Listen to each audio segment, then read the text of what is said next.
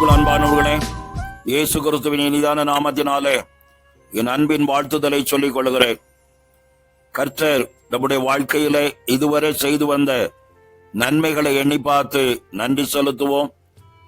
அவர் நமக்கு செய்கிற பெரிய காரியங்களை நாம் அறிந்து அதன் வழியாய் ஓடி ஜெயம் எடுக்கும்படியாய் அந்த வார்த்தைகளை தியானித்துக் கொண்டிருக்கிறோம்.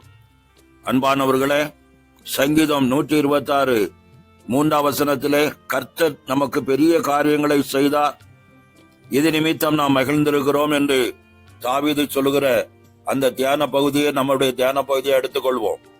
தாவீது தன்னுடைய வாழ்க்கையிலெல்லாம் கர்த்தரை முன்னிறுத்தி ஜெயம் பெற்றான். அதை வண்ணமா இந்த நாட்களிலும் கர்த்தரை முன்னிறுத்தி அவருக்கு முன்பாக மண்டியிட்டு தேவனை நோக்கி பார்க்கும்போது நம்முடைய வாழ்க்கையில் காணப்படுகிற எல்லா சிறையிருப்புகளையும் மாற்றி ஜெயம் எடுத்து தர கர்த்தர் போதுமானவராயிருக்கிறார்.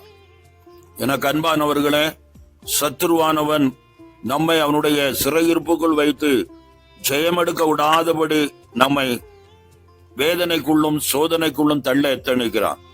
ஆனால் கர்த்தரை நாம் நோக்கி பார்க்கும்போது நம்ம வாழ்க்கையில் காணப்படுகிற எல்லா சிறையிருப்புகளையும் உடைத்து ஜெய கிறிஸ்துவாய் நமக்கு முன் சென்று சத்ருவின் சகல வல்லமைகளையும் அழித்து ஜெயம் எடுக்க கர்த்தர் நமக்கு உதவி செய்கிறார். நம்மிடத்தில் எதிர்பார்ப்பதெல்லாம் தேவ சமூகத்தை நாம் நோக்கி பார்க்க வேண்டும். அன்பானவர்களே, அவர் சமூகத்தை நோக்கி பார்த்து ஜெபித்து துதித்து ஸ்தோத்தரிக்கும் போது நம்முடைய வாழ்க்கையில் காணப்படுகிற எல்லா சிறையிருப்புகளும் நொறுங்கி விழ பண்ணுகிற கர்த்தராயிருக்கிறார். பேதுரு சிறைப்பட்ட போது பேதுருவுக்காக சபையாய் கூடி ஜெபித்த போது அவருடைய சிறையிருப்புகள் மாற்றப்பட்டது. அன்பானவர்களே, அதே வண்ணமாய் நாமும் மற்றவர்களுக்காகவும் நம்முடைய நிலைமைகளை எண்ணி பார்த்து ஜெபிக்கும் போது அவருடைய சிறையிருப்பு மாற்றப்பட்டு நமக்கும் அற்புதங்களை செய்ய கர்த்தர் போதுமானவராயிருக்கிறார்.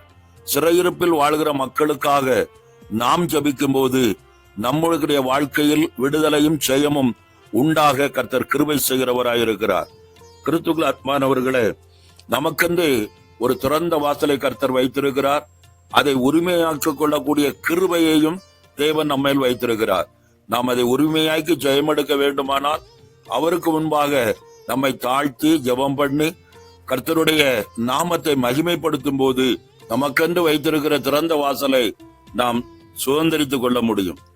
அன்பானவர்கள், அப்போஸ்தலர் நடபடிகள் 16ஆம் அதிகாரம் 23ஆம் வசனத்திலே பவுலையும் சீலாவையும் சிறையில் பத்திரமாக காக்கும்படி சிறைச்சாலைக்காரனுக்கு கட்டளை பிறப்பிக்கப்பட்டது. ஆனால் பவுலும் சீலாவும் ஜெபம் பண்ணி துதித்து பாடின போது அங்கு தேவ தூதன் வந்து ஒரு வெளிச்சம் உண்டாக செய்து அதோடு மட்டுமல்ல, கட்டப்பட்ட சங்கிலிகளை தகர்த்தெறியும்படி பூட்டப்பட்ட இரும்பு கதவுகள் திறக்கும்படி கர்த்தர் கிருபை செய்தார்.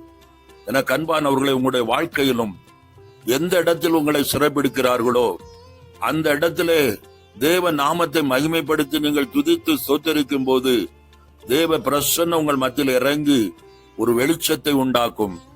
அந்த வெளிச்சம் உங்களை கட்டி இருக்கிற எல்லா கண்ணிகளையும் கட்டுகளையும் அறுத்து ஒரு விடுதலையை கொண்டு வரும்.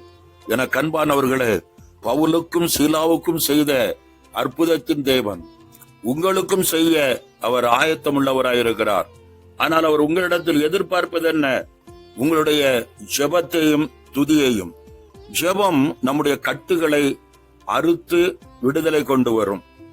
துதி அடைக்கப்பட்டிருக்கிற எல்லா கட்டுகளையும் அறுத்து ஜெயம் எடுத்து தரும். என கர்ப்பானவர்களே, எஸ்தர் புஸ்தகத்திலே யூதர்களை அழித்து விட வேண்டும் என்று கட்டளை பிறப்பிக்கப்பட்டு முத்திரை போடப்பட்டது. ஆனாலும் யூத ஜனங்களும் எஸ்தர் ராஜாத்தியும் தேவ சமூகத்தில் காத்திருந்து புசியாமல் குடியாமல் அவரை நோக்கி ஜெபித்து உன்னத கர்த்தரிடத்தில் மன்றாடின போது அவர்களுக்கு விரோதமாய் போடப்பட்ட எல்லா வார்த்தைகளும் கிறுக்கி போடப்பட்டது. என அன்பான தேவ ஜனமே, உங்களுக்கு விரோதமாய் எத்தனை வல்லமைகள் எழும்பினாலும் தேவ சமூகத்தில் காத்திருந்து ஜெபித்து துதித்து உபவாசிக்கும் போது எல்லா வல்லமைகளையும் ஜெயமாக்கி ஜெயக்கொடியான கர்த்தர் உங்களுக்கு முன்பாக யெகோவா அனுஷியா நிற்பார். என அன்பானவர்களே, கர்த்தருடைய கரத்தில் காத்திருக்கிற ஒருவரும் வெறுமையாக்கப்படுவதில்லை, வெட்கப்பட்டு போவதில்லை. அவர் மேன்மையின் ஆசீர்வாதங்களினால் உங்களை நிரப்பி ஆசீர்வதிக்க அவர் போதுமானவராயிருக்கிறார். சங்கீதக்காரன் சொல்லுகிறான், 14ஆம் சங்கீதம் 7ஆம் வசனத்திலே, சீயோனிலிருந்து இஸ்ரவேலுக்கு ரட்சிப்பு வருவதாக, கர்த்தர் தம்முடைய ஜனத்தின் சிறையிருப்பை திருப்பும் போது யாக்கோபுக்கு களிப்பும் இஸ்ரவேலுக்கு மகிழ்ச்சியும் உண்டாகும் என்று எழுதப்பட்ட வார்த்தையின்படி கர்த்தர் சமூகத்துல அதிகமாய் காத்திருக்க பழகுங்கள். தேவ சித்தத்துக்கு உங்களை ஒப்பு கொடுத்து ஜெபித்து ஸ்தோத்தரித்து உபவாசம் பண்ணி அவரை நோக்கி கூப்பிடுங்கள். அப்போது உங்கள் வாழ்க்கையில் களிப்பும் மகிழ்ச்சியும் உண்டாக செய்து உங்களை மேன்மையாக வைப்பார். கர்த்தர் தாமே இந்த வார்த்தை கொண்டு உங்களை ஆசீர்வதித்து நன்மையினால் முடிசூட்டுவாராக. ஆமென். ஜெபம் செய்வோம். நேசிக்கிற நல்ல பிதாவே, ஆசீர்வதிக்கப்பட்ட இந்த நாளுக்காக நன்றி செலுத்துகிறோம். வாக்குத்தத்தங்களின் தேவன், நீர் வாக்கு மாறாதவராய் இந்நாள் வரை நடத்தி வருகிற கிருபைகளை எண்ணி பார்த்து உமக்கு நன்றி செலுத்துகிறோம். இந்த நாளிலும் சிறையிருப்புகளை மாற்றும்படியாய் யாரெல்லாம் நோக்கி பார்க்கிறார்களோ அவர்களுக்கு அற்புதம் செய்வேன் என்று உம்முடைய வார்த்தை கொண்டு பேசி இருக்கிறீர். கர்த்தாவே, இந்த நாட்களிலும் பலவிதமான போராட்டத்தோடு சிறையிருப்புகளோடு, ஐயா என் வாழ்க்கையில் ஒரு வெளிச்சம் வராதா, ஒரு விடுதலை வராதா என்று காத்திருக்கிற பிள்ளைகளுக்கு கர்த்தர் இந்த வாரத்திலே ஒரு அற்புதம் செய்யும்படி உன்னதரின் கிருபை உம்முடைய பிள்ளைகளை நோக்கி இறங்கி வருவதாக.